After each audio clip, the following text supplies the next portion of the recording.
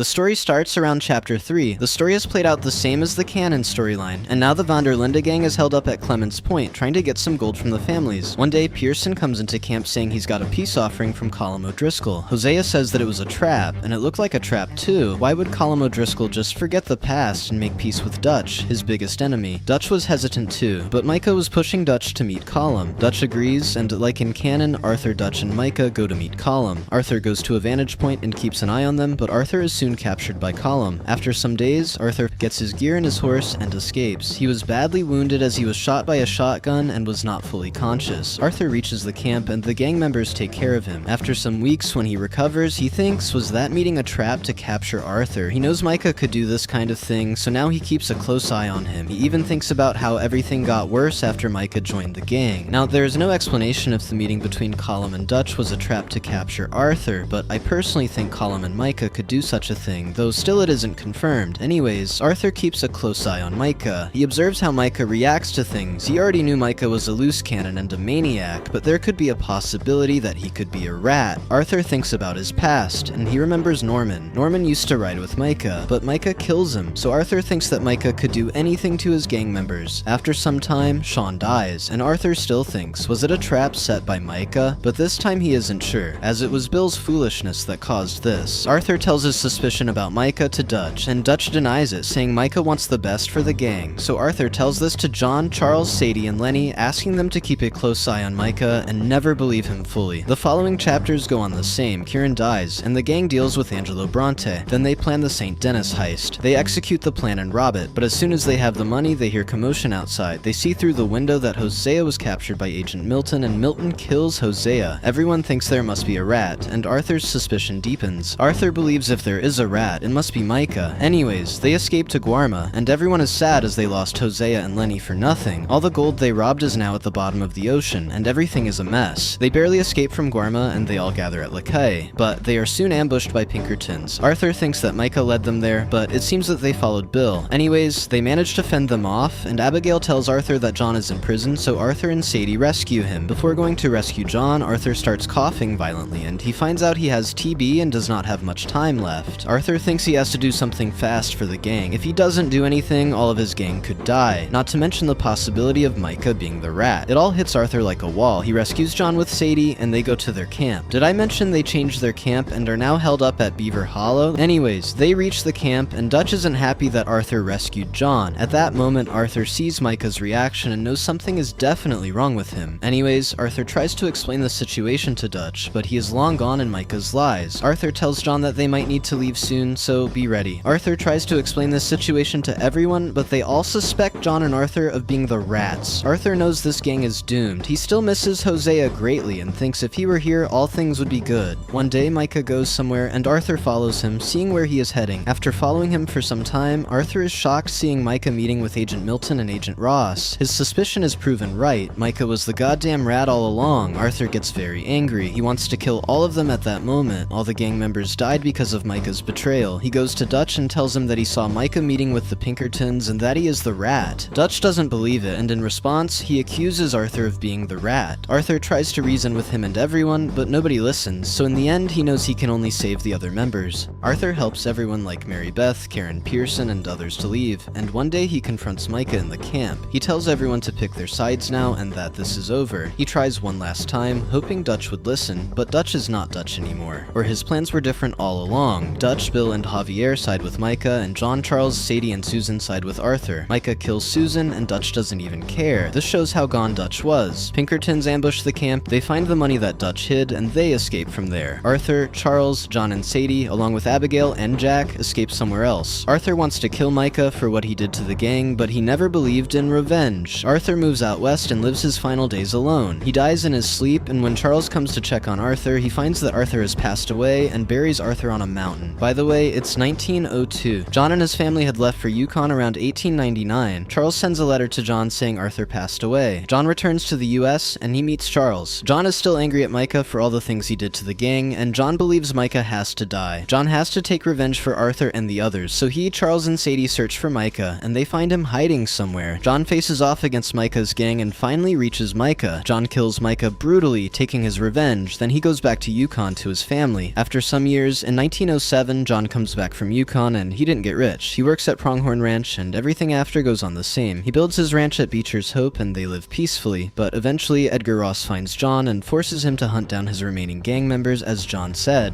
People don't forget.